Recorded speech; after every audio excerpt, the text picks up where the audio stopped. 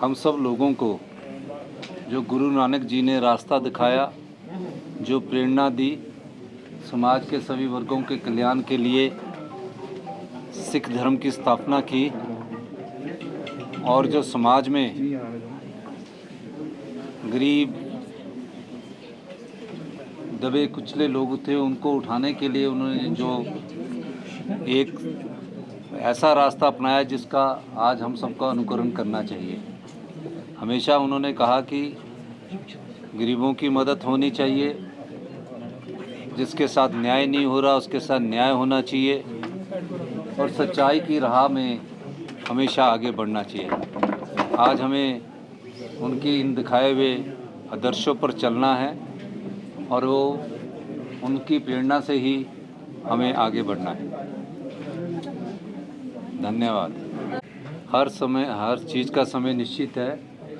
जैसे ही high command से झंडी मिलेगी, चर्चा होगी, उसके बाद इस बारे में आपको पहले जानकारी दी जाएगी। नेता प्रतिपक्ष ने जो कहा है, हरित राज्य हमने बजट में कहा है कि 2026 तक हिमाचल प्रदेश में जो पोल्यूशन है जो थोड़ा बहुत है उसको भी हम कम करेंगे और ग्रीन स्टेट के रूप में इसको विकसित करेंगे। उसके लिए क्या योजना लाई जाए वो हमारे दिमाग में थी। हमारी सरकार ने कहा था कि 680 करोड़ रुपए की प्रत्येक विधानसभा में 10 करोड़ रुपए की स्टार्टअप योजना का शुभारंभ किया जाएगा और हमने ई व्हीकल के द्वारा पहली स्टार्टअप योजना का शुभारंभ कर दिया है।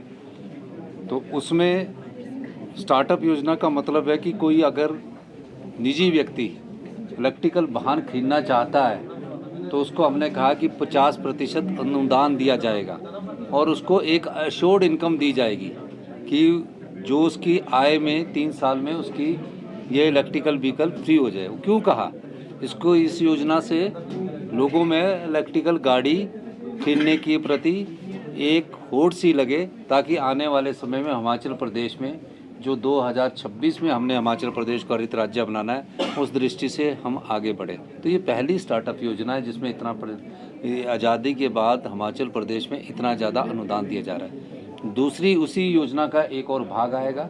तीसरा कृषि से संबंधित स्टार्टअप योजना का एक और भाग आएगा।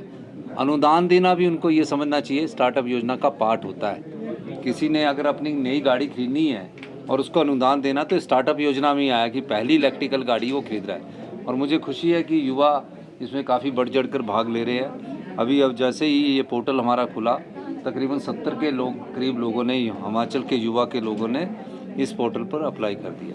सर चीन में ICMR है, Indian council of medical research, उनका जो भी चिट्ठी आती है या विश्व में कहीं भी कोई बीमारी नई पनपती है उस संदर्भ में भारत सरकार से गाइडलाइंस आती रहती है और हमारी सरकार उसको अमल में लाती है। सर शिमला में यहाँ पर लोगों को अभी हमने आगे अध्ययन करना है और वो दृष्टिहीन भी लोग हमारे भाई ही है।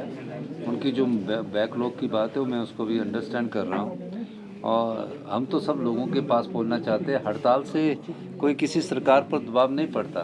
आपने अपनी मांग रख लिया, उस पर अब गौर करने की जरूरत है। सरकार आने वाले समय में सब बातों पर गौर करेगी।